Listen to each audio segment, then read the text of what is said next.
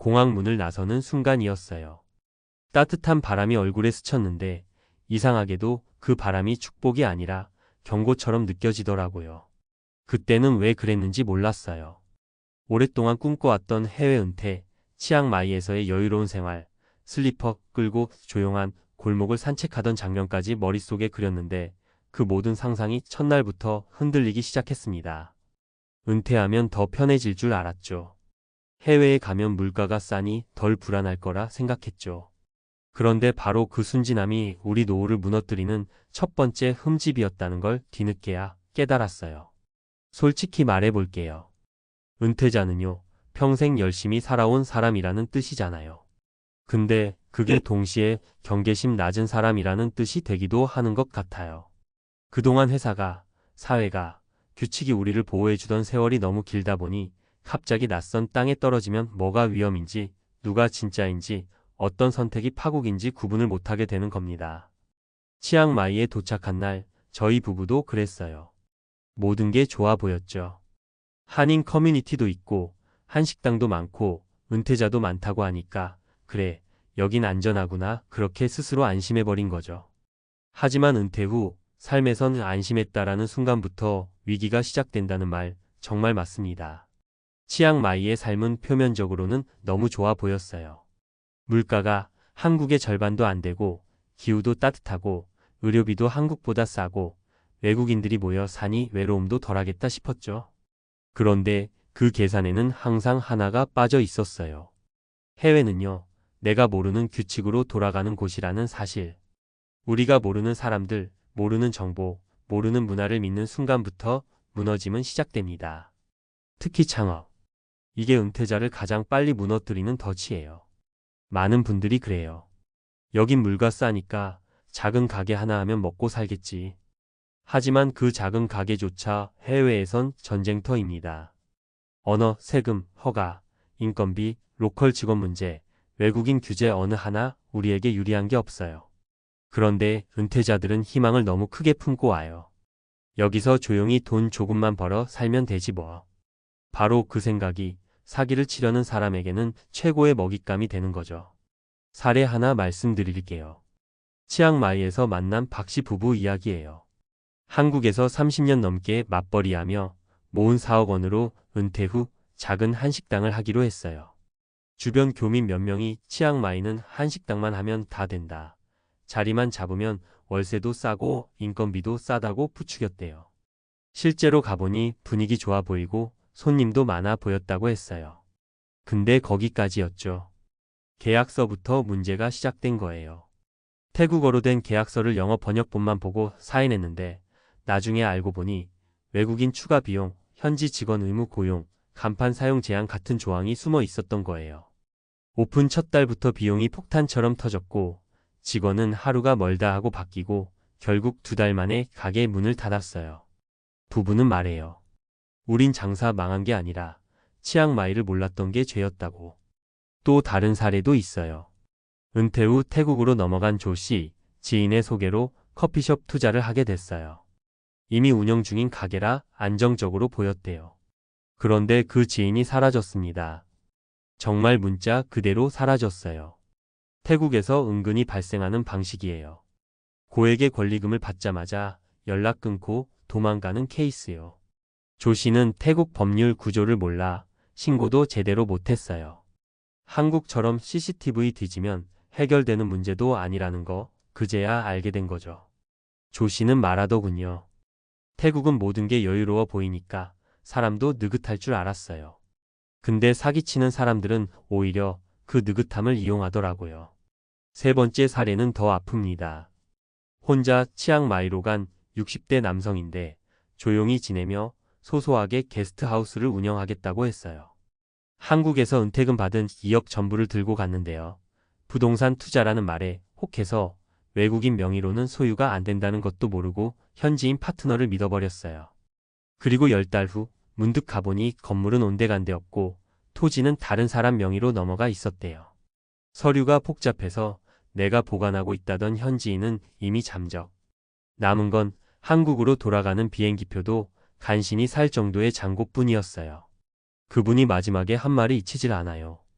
해외에서 은퇴하면 자유가 생길 줄 알았는데 사실은 보호장치가 하나도 없는 삶이더라고요. 이 세 가지 사례 모두 공통점이 있어요. 은퇴자는 위험 감수 능력이 떨어진다는 것, 그리고 새로운 환경을 긍정적으로만 해석한다는 것. 무엇보다 설마 나에게까지 이런 일이 생기겠어? 라는 착각을 결국 비극으로 만든다는 겁니다. 해외 은퇴 생활 자체를 반대하는 게 아니에요.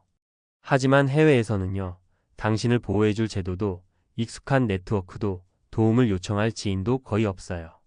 말 그대로 맨몸으로 서 있는 겁니다. 그래서 은퇴 후 해외 창업, 해외 투자, 해외 부동산 이 모든 건 절대로 가볍게 선택하면 안 돼요. 치앙마이 같은 도시에선 더더욱 그렇죠. 여유롭고 느긋해 보이는 분위기 뒤에 은퇴자만 노리는 시장이 따로 존재하니까요. 그리고 하나만 꼭 기억하세요. 은퇴 후 해외로 나가는 순간 당신은 관광객이 아니라 돈을 가진 외국인이 된다는 거예요.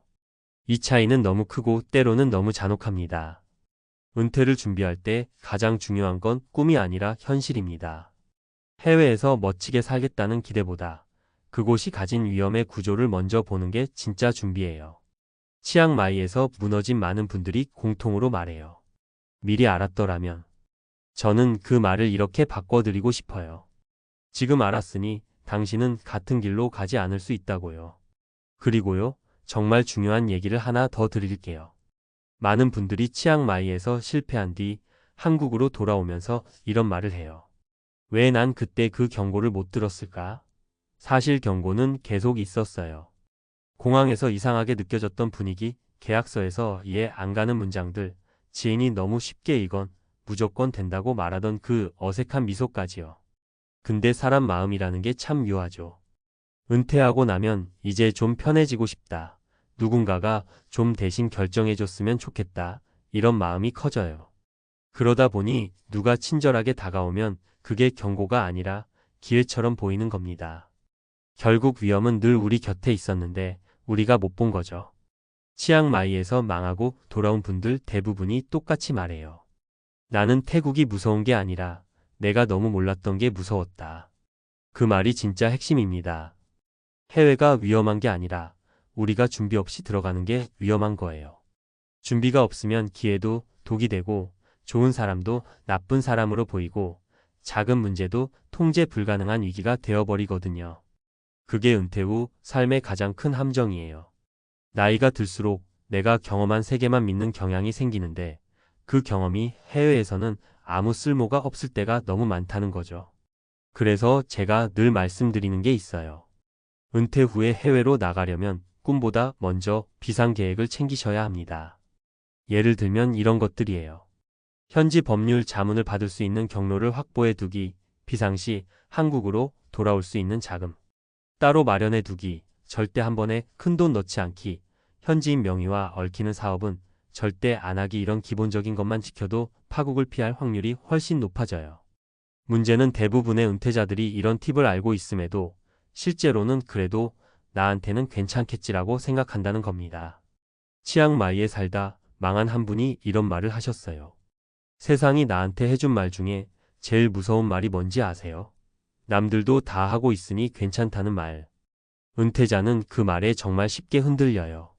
다 아는 것 같아 보이고 다 잘 되는 것 같아 보이고 다 행복해 보이니까요. 하지만 그 다는 늘 거짓입니다.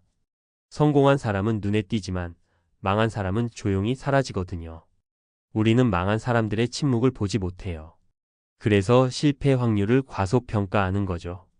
여기까지 들으셨다면 아마 느끼실 거예요. 치앙마이 문제만이 아니구나. 어디든 같은 구조구나. 맞아요. 미국이든 태국이든 한국이든 은퇴자는 늘 위험에 더 빠르게 노출됩니다. 이유는 딱 하나예요. 삶의 마지막 챕터라고 생각해서 이제 좀 쉬자 하는 순간 방어력이 무너지는 거죠. 그런데 아이러니하게도 은퇴 후의 선택이 인생에서 가장 치명적인 결과를 가져옵니다. 이제 더 이상 다시 일어나기 어려운 나이니까요. 그러니 제발 어떤 도시를 선택하든 어떤 나라로 가든 어떤 사업을 하든 이렇게만 기억해 주세요. 은퇴 후에는 낙관이 아니라 검증이 먼저다. 친절한 사람보다 문서가, 분위기보다 조건이, 꿈보다 현실이 먼저다. 이 원칙만 지키면 치앙마이에서 무너졌던 수많은 사람들의 길을 똑같이 걷지 않아도 됩니다. 지금 이 글을 읽고 계신다는 건 이미 다른 사람보다 단계를 하나 넘으신 거예요. 이제 필요한 건 단 하나, 조심하는 마음입니다.